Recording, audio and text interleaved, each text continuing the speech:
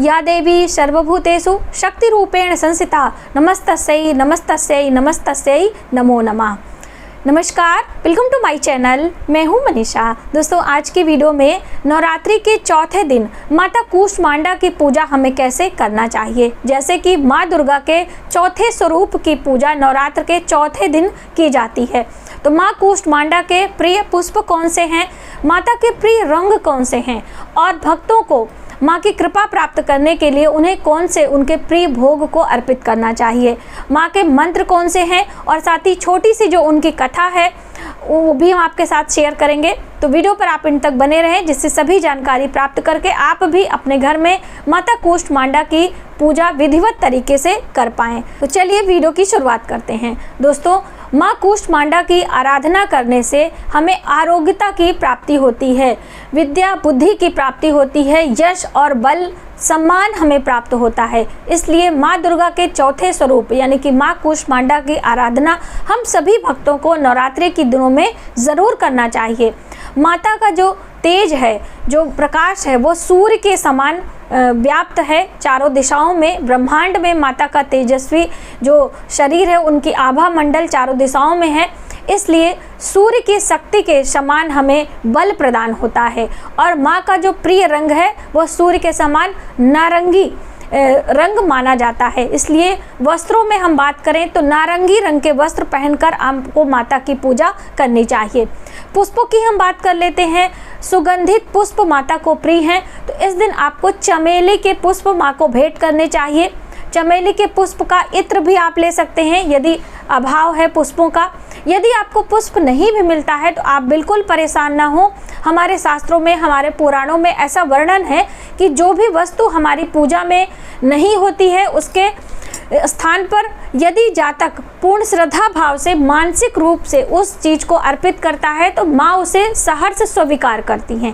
तो इसलिए आपके पास कोई भी चीज़ नहीं है तो बहुत ज़्यादा आप परेशान ना हो। पूरे भक्ति भाव से आपको पूजा अर्चना में शामिल होना चाहिए और मानसिक रूप से वह चीज़ें माँ के चरणों में आपको अर्पित करना चाहिए।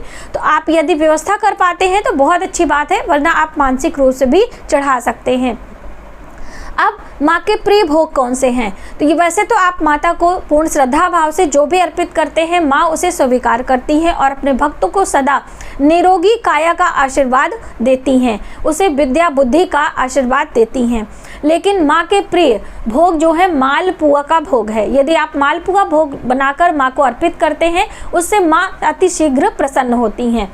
यदि आप नहीं बना सकते हैं तो आप दूध से बनी मिठाइयाँ या फिर आप ऋतुफल, खोए की बर्फ़ी आदि भोग लगा सकते हैं। लेकिन दोस्तों, आपको ध्यान रखना है कि यदि आप मालपुए का भोग लगा रहे हैं तो आप व्रत हैं 9 दिनों का नवरात्रि का, तो आप स्वयं उस प्रसाद को नहीं ग्रहण करेंगे, क्योंकि मालपुए में आटे या जो है मैदे का इस्तेमाल होता है, इसलिए आपका व्रत खंडित भी हो सकता है। तो इस छोटी सी बात का आपको ध्यान रखना है।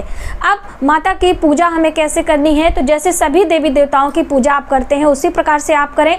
आप सबसे पहले शुद्ध साफ वस्त्र पहन लें, स्नान ध्यान कर लें, एक आसन जहाँ पे आपने माता को विराजमान किया है वहाँ पर लगाकर बैठें। सभी चीज़ों को गंगा जल से शुद्ध करते हुए माता को स्नान का भाव आप करेंगे और वहीं पर माँ को हल्दी कुमकुम अष्टगंध का तिलक लगाएंगे, माता को अक्षत पुष्प भेंट करेंगे। पुष्पों की माला में अगर चमेली का पुष्प मिलता है तो आप पहनाएं, वरना सुगंधित गुलाब के पुष्प भी आप माँ को पहना सकते हैं। इसके बाद माता के मंत्रों का जप आप करना चाहिए और माँ के प्रिय भोग लगाने चाहिए। तो आपके पास दूध से बनी मिठाइयाँ हैं, वो भी आप भोग लगा सकते हैं, ऋतुफल का भोग लगा सकते हैं और फिर माता की धूप दीप दिखाना चाहिए। तो देखिए, धूप सुगंधित आप चमेली के सुगंध वाला भी ले सकते हैं। जो दीप आपने पहले से प्रज्वलित करा है उससे भी आप भाव से माँ को दिखा दीजिए, माँ को बहुत ही अच्छा लगता है। और साथ ही माँ के मंत्र कौन से हैं, तो यदि आप मंत्रों का जप करना चाहते हैं, ओम कूष्मांडाय देव्यै नमः, इस मंत्र से आपको मंत्रों का जप करना है। रुद्राक्ष की माला या फिर लाल चंदन की माला आप ले सकते हैं। यदि नहीं है तो अभाव में आप उंगलियों पर भी मंत्रों का जप कर सकते हैं। बहुत सारे लोग पूछते हैं कि कितने मंत्रों का जप करना है, तो देखिए 108 की संख्या हमारे लिए शुभ है। यदि आप 108 संख्या में जप कर सकते हैं तो अच्छी बात है, वरना आप थोड़े भी कर सकते हैं, 21 बारी 11 बारी आप इस तरह से नाम ले सकते हैं। माता की आरती करें। अब आरती में आप माँ दुर्गा की ही आरती कर लें, क्योंकि देखिए माँ दुर्गा का ही अलग अलग स्वरूप है, तो इस तरह से आप आरती कर सकते हैं। या फिर कूष्मांडा देवी की आरती आपको मोबाइल पे गूगल पे मिल जाएगी, आप वो भी लेके आरती कर सकते हो। अब आइए जानते हैं कि माँ का स्वरूप कैसा है और माता की छोटी सी कथा भी जानते हैं। माँ दुर्गा के चौथे स्वरूप को माता कूष्मांडा के नाम से जाना जाता है और माँ की सवारी सिंह की होती है और माता का जो तेज होता है वह सूर्य के समान, यानी सूर्य मंडल के भीतर जो लोक में भी निवास करता है वह क्षमता में यानी शक्ति इन्हीं में है और इनके कांति का प्रभाव सूर्य के समान ही दीप्तिमान है और भास्कर हैं। इनके तेज की तुलना इन्हीं से की जा सकती है। अन्य कोई भी देवी देवता इनके तेज और प्रभाव की क्षमता यानी कि समता नहीं पाता है। इन्हीं तेज को व्यवस्थित तेज की छाया है। इनकी 8 भुजाएं, अतः यह अष्टभुजी देवी के नाम से भी विख्यात हैं।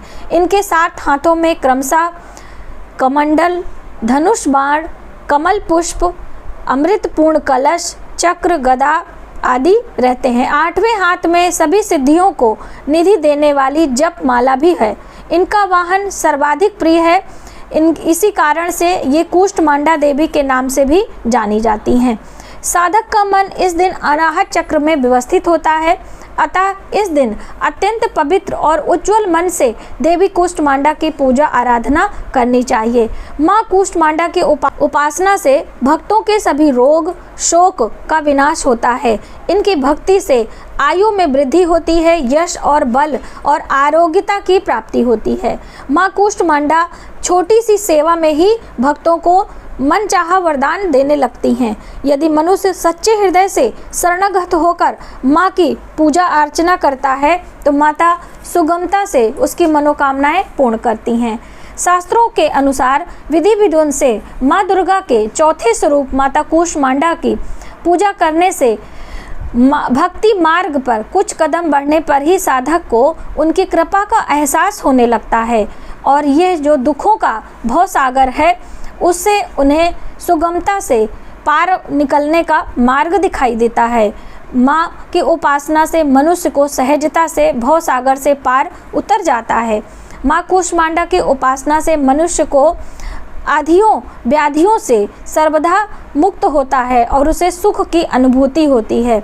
इस तरह से माता के चौथे स्वरूप यानी कूष्मांडा देवी की पूजा करनी चाहिए। तो आज के वीडियो में आपने जाना कि माँ कूष्मांडा की पूजा उपासना हमें कैसे करना चाहिए, माता का कांति और तेज कितना हमारे लिए महत्वपूर्ण है।